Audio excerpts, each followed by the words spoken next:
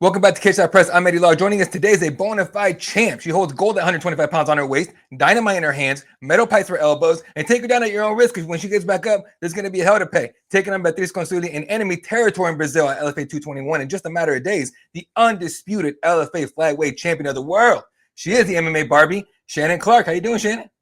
Good. Thank you so much for having me. Dude, thank you for taking the time. We were just talking 2 seconds ago. 30 hours of flying, missed flights, every stress you could possibly have on a flight. I mean, if it was vacation, hey, that's one thing. You're gonna go cut weight and then fight. I mean, come on now. That's tough. Yeah, I wouldn't recommend it to do that every time you fight. That's for sure. But hey, I'll take it for an experience. There you go. And the champ doing champ things, folks. So first things first. How did you go from being a forward, a striker, a scorer in soccer, to like punching girls in the face? Because that's way opposites, man. It's completely opposite. I just did kickboxing growing up, or not growing up, since soccer. Once my soccer career was over, there was a gym like 2 blocks away from my work. So it was kind of like noon hour classes, just adults just going to stay in shape kind of thing. And one thing led to another, people saying, oh, like, I think you would fight, you should fight. You're good. And I'm like, yeah, okay. So then I actually like started putting the idea out there for like, just like we're in Lethbridge, we have Rumble in the Cage, and it's just locals that fight. And I'd start throwing that out there to my dad and be like, so Dad, what would you say if my name was on the card and you are not fighting, Shannon? Don't be stupid. And I'm like, okay, Dad. And then like a week later, so Mom and Dad, like, what would you say? As I'm like secretly trying to train for fight, as I'm like, you know what, I'm considering it. So it was like 6 months of me like putting it out there. And then eventually like we got a fight and I was like, no, for real, I'm doing this. And my parents didn't believe me actually until probably a few weeks before the fight. And they're like, what the hell, Shannon? Like, you're not a fighter. Do not do this. Because at that point, I've never punched anyone my entire life. I've never been in a bar fight. I've never done anything. And I'm like, well, like, it's just, I just want to see if I'm good. It's just an extra sport. And then they're like, no, like again, I don't have any mixed martial arts thing my entire life. And they're just, yeah. So they came and they're like, you're doing this in Lethbridge, though, like where you're from, your friends and family will be there. And I'm like, yeah, let's just hope I don't embarrass myself. Fingers are crossed. I think they're more worried that I was going to embarrass them, truthfully. Because my dad, like he goes to them with his friends, right? And I was like, okay, well, I'm just letting you know, Dad, like, don't be surprised when you see me there if you don't believe me. And then it was kind of one thing has led to another. And I guess here we are. Although I promised my parents I will do 1 amateur fight and then I'm done. So oops. It was 8 pro fights later. Here we are. I know, right? Like 3 amateurs. Here we go. Now we're in the pro, and then like, okay, this is it, Dad. I promise. I'll just keep adding 1 more and done. There you go. No, that's like I have 2 daughters. They're adults now, but when they were teenagers, they were hiding boyfriends. If one of them came up to me like, "Hey, Dad, I want to fight," I'd be like, "Let's go." But if they were like, but they weren't. It wasn't that. It was, I like this boy. I'm like, so I would have traded that any day of the week, trust me. Anyway, all right. So, did you set any like soccer dreams aside, right? When you decided I'm just gonna go fight instead, like maybe Olympics or something? No, I kind of was done with that. I was comfortable moving on from soccer. I was like, I guess when you played it your whole life, and then I started playing because I went to the University of Lethbridge with a soccer scholarship. I started practicing with them when I was in grade 11. So grade 11 and 12, before going to high school, I'd actually get up and go to the early morning practices at the university and then go to high school. And then, like on Fridays after school, I'd go practice with them and stuff. So no, I put like all my years in. I still actually play soccer with the alumni team, or try to. If I'm in fight camp, I won't go to games in case I get hurt. But no, it was like, I just knew I was ready to move on from soccer. Truthfully, like I said, I go, and when I go, it's just to visit with my girls and like hang out. I don't take it serious. I just go socialize. Well, it's nice to have another activity that's outside of fighting where you can actually just go socialize for the most part. Yeah. Right? So there you go. Oh yeah. All right. So your fight style is I enjoy it. It's very well rounded, right? In my opinion, I like that you have the ability to either blitz somebody off the rib, you just go in there and crack them as fast as you can, or my favorite part of your game, you break it down slowly and you make them quit. I've watched every fight that I could find of yours online, and you're making chicks quit. And it's just like it's a mind effort for a lot of people, right? Because you know, you go in there, you're thinking, oh, fighters don't quit. No, some of these girls are legitimately quitting against you, and I love seeing that. So what do you prefer? Do you prefer a violent scrap where the refs go, hey, go get her? Or do you prefer like a technical chess match? Like, I'm going to break you down here and there. I'm going to take away all your options to the only thing left is for you to be like, just get me out of here. Truthfully, without sounding psycho, I like the mental breakdown. Like, that's like, it takes a lot to mentally break someone, in my opinion, or like some people more than others. But like, to have that where it's like, they don't know what to do. They're like, well, I can't do this, or I can't do this. I can't do this. It's like, what the hell am I going to do out there? That's kind of just the fun part where you're like, I'm sorry. Like, and I feel bad after. I'm like, I'm so sorry for mentally breaking you. Like, that's not it is my goal, but it's not in life. Like, I'm a different person in the cage than I am out. I'm not as serious. Like, I don't know how to be rude and mean and talk shit about people or anything. But I have an alter ego that must come out in the cage. And then it's just like, break down. This is cool. And then after, I'm like, I'm so sorry. The amount of times I've apologized to my opponents after, and I'm just like, I'm so sorry. Like, the one time I fought a girl and I saw her the next day at breakfast, and she was just like, sorry. I don't know what happened there. Like, hey, like, you didn't even look like you got in a fight last night. And I was like, I'm so sorry. And then she was like, and then she's like, yeah, have you seen me? And I'm like, and I'm so sorry for that too. Like, I feel so bad after. It's so weird that I have a alter ego in the cage. And like I said, the second I'm out, I'm just like, oh, I can't believe I did that to someone. Yeah, that's the cool part though, because at least you keep that mindset of, I'm just competing. We're just competing. We're not actually like hating anybody. So that's nice. That's really good. So you're not a panicky fighter either, right? If anything, when someone puts a pressure on you, you can literally see your face change. Like, I know, like right now, you know, you say you're two different people, right? Inside the cage is one person, outside the cage is one person, but your face changes when you get in there. But you have this weird, I don't even know if you know it. I probably pay way too much attention. Don't I'm not stalking you, I promise. Okay. But like, your face changes and you get like extra focused. All right. Is that like a personality trait or something you work on? You're like, hey, look, I got crack right there. But all right, I'll get you back right now.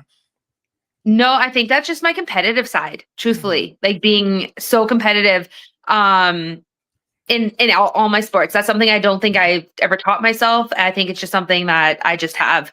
Because I kind of know what you're talking about. And I don't know how to explain it either, but no, it's something that I think no one's ever taught me. And it's just something I've either created in myself or I've been born with. Oh, there you go. It's nice to be born with it. I'll tell you that much. Jeez. Yeah, that's true. Yeah. Hey, very useful for sure. So Canada has a rich MMA history that you're a part of now, and you can bring up the GOATs, right? And the men's side, of course, you know, GSP. Really, you don't need to mention anybody else. But on the female side, there's a lot of killers out there. Jasmine Justinian, Melissa Croden, off the top of my head, Jamie Lynn Horth, yourself. Yeah. It seems like it's only growing in Canada. Do you think MMA is becoming one of those main athletic competitions for females in Canada, like besides soccer and volleyball and all that? I don't think there's still enough females, truthfully, in Canada. I mean, it's awesome that we have the few that we do have, but I find it, I don't think that there's actually a lot of female fighters outside of the ones that have done good. Like, you have a few, I should say. Like, I know of some, but it's not very heavy. Like, I don't train with any females.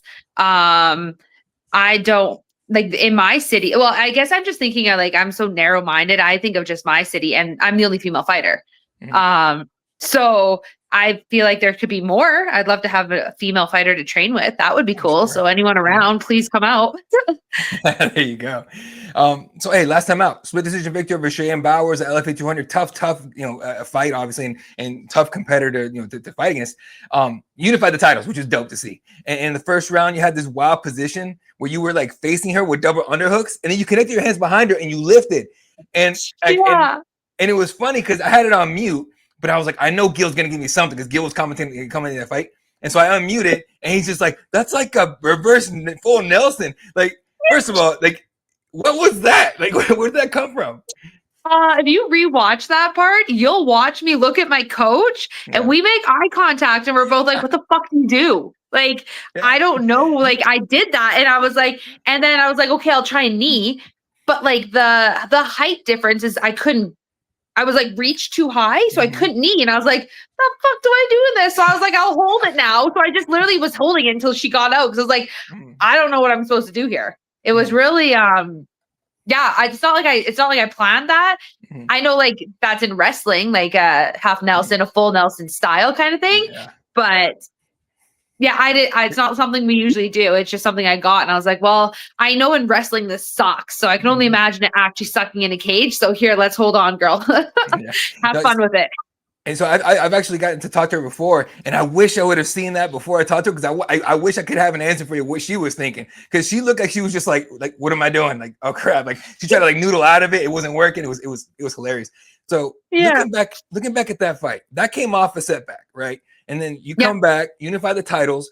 How do you see this unification bout? Like, how do I put it? Like, is it more like a redemption? You're just like, hey, I can still do this. I'm proving to myself that I'm still that girl, or how do you feel about the fight now? No. So like last fight, I was not myself. I mean, I was, but wasn't. I was very like, so when I did the contenders, I chased, and I wasn't, my mental side leading up to that fight was not good at all. That was probably the lowest I've ever been mentally. And it showed in my fight. It really did. And that's one thing I'll always say is I'm not saying she's a better fighter than me, and I'm not saying she's worse, but she didn't beat my better version. I will respect. And that's something I'll always have to eat, because it's like, by all means, I'm not the best fighter, and there's always someone bigger, better, stronger, everything.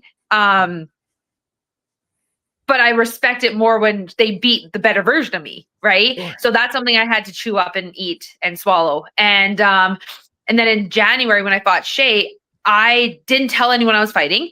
There was maybe like 3 or 4 people that actually knew. It was more just, I need to prove to myself that I understand my mental side. And it was more the mental game for me. So I had to learn to be calm, and I had to understand. So it killed me. The entire fight was not who I am. And I would never fight like that again, where I'm just like defense. It kind of felt like, if that makes sense. Like there was times there weren't, but it wasn't who I am. And like I said, I'll never do that. So like this fight, you can expect I won't be like that. I don't think I have that in me. I proved to myself I know how to be patient and calm. And truthfully, that almost cost me a fight, right? Like it was too close. That's not who I am. But I had to do that one for me, for my mental side. So this fight, she likes to put the pressure on. She's a very pressure fighter, but so am I. So I think it'll be I think it's like me fighting myself, and whoever's the better one will win on Friday. Perfect way to say it. And perfect segue. I was about to go right into this fight. LFA 221 against Beatriz Consuli in her backyard. How are you feeling coming into this fight? Yeah. Honestly, the same. Like coming here to Brazil. It's actually, to me, it's no different. It was really nice that we flew out Sunday and got here Monday. I think it had been a lot closer. It would have been a little different, like the stress part. But I was like, well, I've got nothing going on. I'll make it. Who cares? That part, being in Brazil, to me, is the same as when I go to other places in the States and just never been, right? So, I mean, thank goodness for apps, Google Translator. Let me tell you, that has helped me so far in Brazil. I'm trying, but I do not do good with accents and trying to like pronounce their words. I'm just like, oh, I've learned ketchup is like ketchup or something, because I'm a big ketchup person. That's the like only thing I've really learned. But besides that, no, like I treat this like when I fought Naira, I went into her home territory. I fought Shay, I went to her home territory. Like, so it's like I'm just going to her home territory. To me, it's the same. I expect to be booed. I expect the fans to hate me. I don't really care. I'm very good at like zoning out in the fight. So I don't listen to anything. I hear my coaches, and that's it. So, that like being in her territory doesn't affect me at all. So there was no hesitation to say like, yeah, I'm the champ, but I'll defend it over there. No problem. Yeah. So I actually didn't know that was not normal for people to not travel to other countries as a champ. I didn't know that. So when we were trying to find a fight for a little bit here, and then they offered me this, the thing that actually killed me was, well, I have to be away from my kids for a week. That's where my mind was like, well, I don't know if I can do that. And that was the only hesitation for like that side. But for fighting wise, I was like, okay, like I don't care. So I know you can't come to Canada. So Like it doesn't matter where I go. And then when I said yes, and they're like, "Are you sure?" And then I was like, "Well, yeah, like, I don't understand why you're asking me if I'm sure." And they're like, "It's not normal for the champ to go not to the territory." And they told me all this, and I was like, "Well, I don't understand. Like, I'm an athlete. Like, athletes, it shouldn't matter. Like, football people go to the opponent. Like, I just soccer, like, it's the same thing, right? So I guess I just never considered that that's not normal. So I didn't know that actually." So yeah, I mean, you can think of it this way: you're conquering another territory here. You're like, you're the one showing up on the boat and just storming the beach and go get him. Yeah, right. Like, sorry, I hope I win, and if I do, sorry that I did it at your home country. Like, I feel bad, but yay me. There you go. So she's a really good grappler. Like, she's pretty damn good, right? But she likes to use the striking and the pressure, like you were saying, to get into the clinch. Is this a fight where you're like willing to go anywhere, whether it's on the feet or on the ground, or are you planning to make her fight your fight? Because like you said a second ago, this is more about you than her. Right. Yeah, like we'll see how the fight goes. I mean, you never know until you're in there what you think you're better at and stronger. Like you can have a game plan, you can do all those things, but watching film and just assuming is totally different, right? They change up how they're fighting because of the person they're going against. So, no, I think it's more we're going to just be feeling out. Like we have different ones we want to go at, but come fight, then it's going to be game time decision of this is how I think the fight should go. And it'll be my kind of like my call in the cage. There you go. Perfect. All right. A win at LFA 221, get you to 7-1, get you that title defense, get you that mic and the camera after the fight. All right. Shannon, who or what are you calling for next? You know, I've been asked that, and I'm going to pretend to be cocky here because this is what I got told to say. I will never be able to say this. So it's easier to say it here, but I've been told to say, hey, something about like, hey, Dana, are you going to pick me yet? If not, I'm just going to keep knocking down all your contenders that you're looking at picking up until you pick me. But that's not who I am. That's just what I got told to say. So I'll probably be like, I don't care, whoever you give me. There you go. Yeah, like I'm telling you right now, the contender fight, because I've seen you fight before, and I was just like, no, that was like, I agree with that. It wasn't you. So it was like, you know, so no, there's no way that I believe you're definitely gonna get in there. So hopefully this is the fight that gets you in there. That'd be dope. All right. Well, thank you. Me too. Yeah. All right. A few quick fire questions we'll get you on your way. All right. First question. What's the most important thing for you outside of fighting? My kids, my family. There you go. They're the inspiration. They're the fuel, right? Oh yeah. I want them to look up to me and stuff. And I also want them scared of me. Like, hey, you little shit, you clean your room, or look what mommy's going to do to you. But they actually don't know I'm fighting. They don't know I'm a fighter, actually. No way. No. They know I train, and they know like, oh, mommy is at training and fighting. And like, I'll come home with like some of the boys' blood on my shirt. And they're like, is that yours or the boys? But they don't truly know. They've never seen it. They don't watch it. They have no idea what I actually do. It's hilarious. Oh, wait till they find out. Mama can beat up your mom. Right? Exactly. It's going to be awesome. All right. Which fighter, past or present, inspired you the most?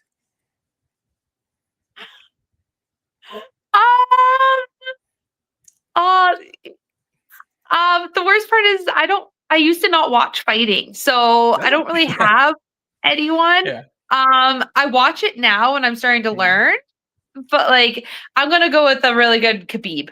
I love his style. He really knows how to tear people down in the cage and get them frustrated and like, holy shit, just get off me kind of style. So I'll go with him. There you go. You know what's funny? You'll be surprised. A lot of fighters, even right now that are active, don't watch fighting. It's like they need that mental break, maybe. I don't know. But I've asked that question before, and I've had quite a few people have trouble answering that one. I'm like, dang, really? All right, that's cool. Right. Let me give you a scenario for this question. All right. You're defending your title or fighting for the UFC title, which that'll come.